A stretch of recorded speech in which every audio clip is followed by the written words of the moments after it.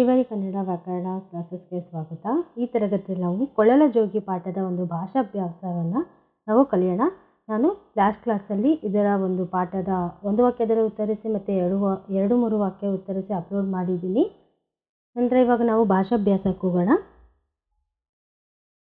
ಸ್ವಂತ ವಾಕ್ಯದಲ್ಲಿ ಬರೆಯಿರಿ. ಕನಿಕರ, ನನಗೆ ಬಡವರನ್ನು ಕಂಡರೆ ಕನಿಕರ ಬರುತ್ತದೆ. ಮೊರೆ ಇಡು, ಕಷ್ಟ ಬಂದಾಗ ನಾವು ದೇವರಿಗೆ ಮೊರೆ ಇಡುತ್ತೇವೆ. ಉತ್ಸವ, ದೇವರ ಉತ್ಸವದಲ್ಲಿ ನಾನು ಪಾಲ್ಗೊಳ್ಳುತ್ತೇನೆ. ನಿಶ್ಚಯಿಸು, ನಮ್ಮ ಶಾಲೆಯಲ್ಲಿ ಪ್ರವಾಸ ಹೋಗಲು ಸ್ಥಳವನ್ನು ನಿಶ್ಚಯಿಸುತ್ತಾರೆ. ಅವಾಂತರ, ಯಾವುದೇ ಕೆಲಸವನ್ನು ಅವಾಂತರದಿಂದ ಅಥವಾ ಅವಸರದಿಂದ ನಾವು ಯಾವುದೇ ಕೆಲಸವನ್ನು ಮಾಡಬಾರದು. ವಿರುದ್ಧಾರ್ಥಕ ಪದಗಳನ್ನು ಬರೆಯಿರಿ. ಉಪಾಯ, ನಿರುಪಾಯ. ಆಸೆ, ನಿರಾಸೆ. ಬೆಳಕು, ಕತ್ತಲು. ರಾತ್ರಿ, ಹಗಲು. ಕಷ್ಟ, ಸುಖ.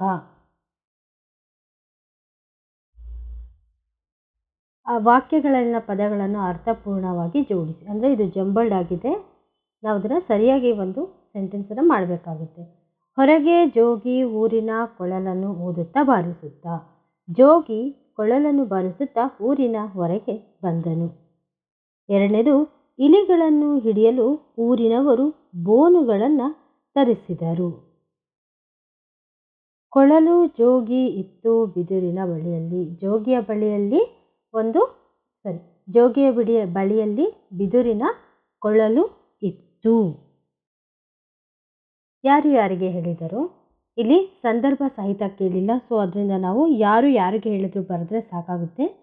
ಒಡೆಯ ನನ್ನ ಕೆಲಸ ತೀರಿತು, ನನ್ನ ಇನಾಮು ಕೊಡೋಣವಾಗಲಿ. ಯಾರು ಹೇಳ್ತಾರೆ ಈ ಮಾತನ್ನು? ಒಡೆಯ, ನನ್ನ ಕೆಲಸ ಆಯಿತು, ನನ್ನ ಒಂದು ಏನಿದೆ ಬಹುಮಾನ ಕೊಡು, ಗಿಫ್ಟ್ ಅಥವಾ ಪ್ರೈಸ್ ಕೊಡು ಅಂತ ಕೇಳ್ತಾನೆ. ಈ ಮಾತನ್ನು ಕೊಳಲ ಜೋಗಿ ಊರಿನ ಗೌಡನಿಗೆ ಹೇಳಿದನು. ನಿನ್ನ ಹೊಟ್ಟೆ ತುಂಬ ಒಂದು ಊಟ ಸಿಕ್ಕಿದರೆ ಸಾಲದೆ?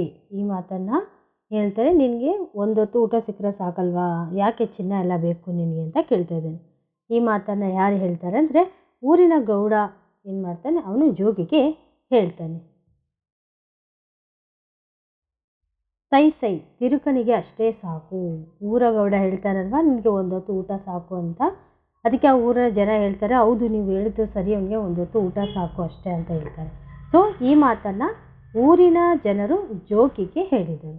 ನಿನ್ನ ಕೊಳಲು ಸಾಕು ಮಾಡು ಮಹಾರಾಯ. ಈ ಮಾತನ್ನು ಯಾವಾಗ ಹೇಳ್ತಾರೆ ಅಂದರೆ,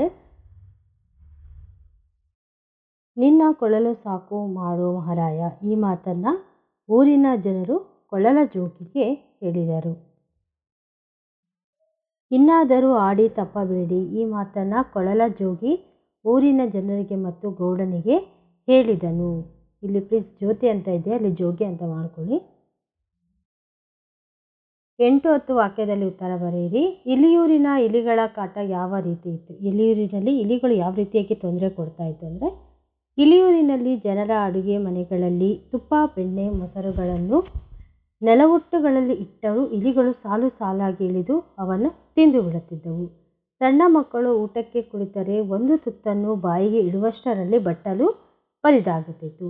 ಪಲ್ಯ ಬಡಿಸಲಿಕ್ಕೆ ಬಂದ ಅಡಿಗೆಯವನು ಪಲ್ಯ ತರುವಷ್ಟರಲ್ಲಿ ಅನ್ನದ ಪಾತ್ರೆ ಖಾಲಿಯಾಗುತ್ತಿತ್ತು. ನೆರೆಹೊರೆಯವರ ಮನೆಯ ಹಾಸಿಗೆ ಬಟ್ಟೆಗಳನ್ನು ಕಡಿದು ಅದರೊಳಗಿನ ಹತ್ತಿಯನ್ನು ಕೋಣೆಯಲ್ಲಿ ಚೆದುರಿ ಬಿಡುತ್ತಿದ್ದವು. ಮನೆಯವರು ದೇವಸ್ಥಾನದ ಉತ್ಸವಕ್ಕೆ ಹೋಗಲು ನಿಶ್ಚಯಿಸಿದರು. ಅಷ್ಟರಲ್ಲಿ ಉಳಿದ ಬಟ್ಟೆಗಳನ್ನು ಕತ್ತರಿಸಿ ಚೂರು ಚೂರಾಗಿ ಮಾಡಿದವು. ರಾತ್ರಿಯಲ್ಲಿ ಮಲಗಿದವರ ಕೈಕಾಲುಗಳ ಚರ್ಮವನ್ನು ಕೂಡ ಇಲಿಗಳು ಹರಿತವಾದ ಹಲ್ಲುಗಳಿಂದ ಕತ್ತರಿಸಿ ಬಿಡುತ್ತಿದ್ದವು. ಕಿಟಕಿ ಬಾಗಿಲುಗಳು ಕದಗಳನ್ನು ಕೊರೆದು ಬಿಟ್ಟಿದ್ದರಿಂದ ಹಲಗೆಗಳು ಬಲೆಗಳಂತೆ ಕಾಣುತ್ತಿದ್ದವು. ಈ ರೀತಿಯಾಗಿ ಇಲಿಗಳು ತೊಂದರೆ ಕೊಡುತ್ತಿದ್ದವು. ಜೋಗಿಯು ಇಲಿಗಳನ್ನು ಯಾವ ರೀತಿ ನಾಶ ಮಾಡಿದನು? ಜೋಗಿಯು ಕೊಳಲನ್ನು ನುಡಿಸಲು ಪ್ರಾರಂಭಿಸಿದಾಗ 1, 10, 20, 50, 1000, ಲಕ್ಷ ಹೀಗೆ ಸಾಲುಗಟ್ಟಿ ಬಂದು ಸೇರಿದವು. ಆಮೇಲೆ ಗೌಡನ ಅಂಗಳದಿಂದ ಬೀದಿಗೆ ಇಳಿದನು. ಮನೆ ಮಾಡುಗಳಲ್ಲಿ, ಸಂದುಗಳಲ್ಲಿ, ಜಗಲಿಯ ಕೊಠರೆಗಳಲ್ಲಿ ಇರುವ ಒಂದೇ ಒಂದು ಇಲಿಯಾದರೂ ಹಿಂದೆ ನಿಲ್ಲಲಿಲ್ಲ. ಜೋಗಿಯನ್ನು ಹಿಂಬಾಲಿಸುತ್ತಾ ಹೋದವು. ಕೊಳಲನ್ನು ಬಾರಿಸುತ್ತಾ ಅವನು ಹಳ್ಳದಲ್ಲಿ ಇಳಿದನು. ಕೊಳಲಿನ ಸ್ವರದಿಂದ ಮಂಕಾದ ಇಲಿಗಳು ನೀರಿಗೆ ಇಳಿದವು. ಧಾರಾಳವಾಗಿ ತಿಂದು ಹೊಟ್ಟೆ ಬೆಳೆದ ಇಲಿಗಳಿಗೆ ಈಜಲಿಕ್ಕೆ ಗೊತ್ತಿಲ್ಲದೆ ಮುಳುಗಿ ಸತ್ತವು. ಈ ರೀತಿಯಾಗಿ ಜೋಗಿ ಇಲಿಗಳನ್ನು ನಾಶ ಮಾಡಿದನು. ಈ ವಿಡಿಯೋ ಇಷ್ಟ ಆದರೆ ಲೈಕ್ ಮಾಡಿ, ಶೇರ್ ಮಾಡಿ ಹಾಗೂ ಕಮೆಂಟ್ ಬಾಕ್ಸಲ್ಲಿ ಕಮೆಂಟ್ ಮಾಡಿ.